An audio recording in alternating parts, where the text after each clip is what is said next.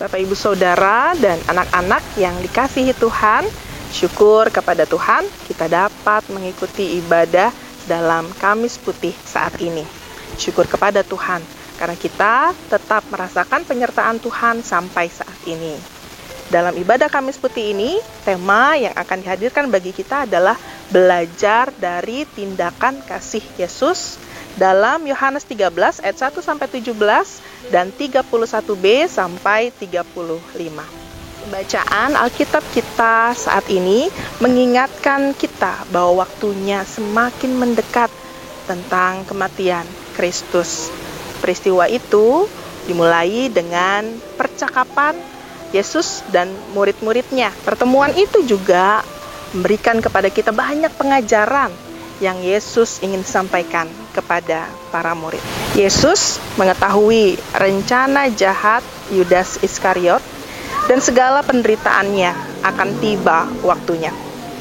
Yesus dalam pertemuan itu mengawali dalam bacaan ini dengan mempersiapkan kain lenan, air, basi atau baskom untuk melakukan pembasuhan kaki. Dalam lingkungan sosial kebudayaan Yerusalem di zaman Yesus, pembasuhan kaki merupakan tindakan penghormatan dari mereka yang memiliki kedudukan sosial yang rendah kepada seseorang yang dihormati.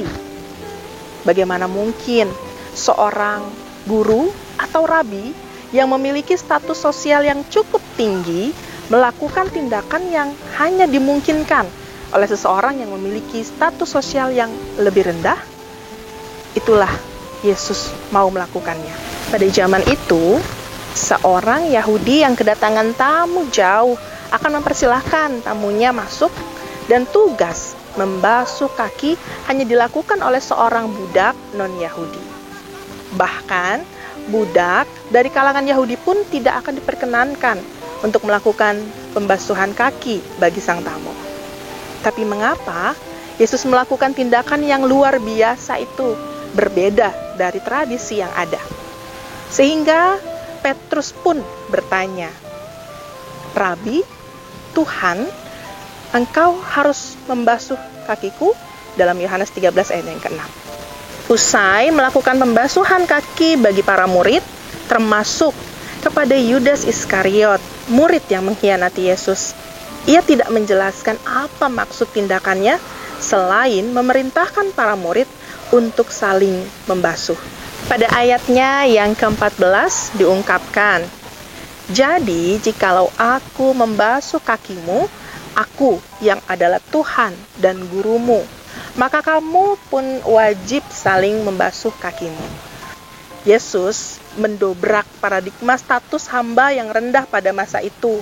Seorang guru pun bisa melakukan proses pembasuhan kaki, dan guru itu memiliki sikap yang rendah hati. Kemudian, lebih jelas lagi diungkapkan dalam Yohanes 13 ayat 31b sampai 35. Dikatakan, "Sekarang anak manusia dipermuliakan dan Allah dipermuliakan di dalam Dia. Sebuah perintah baru bagi mereka untuk saling mengasihi." Yesus terlebih dahulu mengasihi mereka, maka mereka pun harus saling mengasihi agar dampaknya bisa dirasakan oleh orang lain.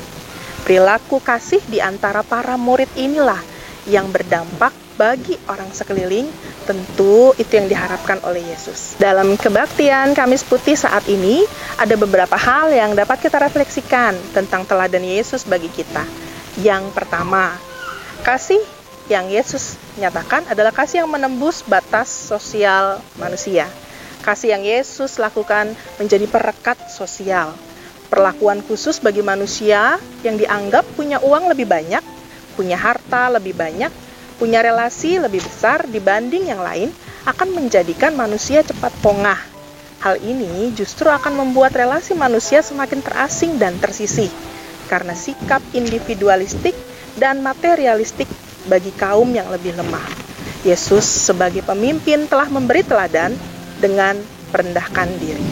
Yang kedua, kasih yang tulus mau melayani. Yesus tahu siapa di antara mereka yang akan mengkhianatinya. Ia menunjukkan sikap tetap mau melayani. Yesus bisa saja tidak membasuh kaki Yudas atau Petrus karena ia tahu bagaimana perilaku mereka kelak.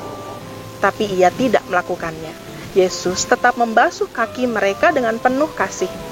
Bukankah kadang kita suka kesal saat melayani orang yang tidak kita suka? Bukankah kita mudah memilih kepada siapa kita akan melayani?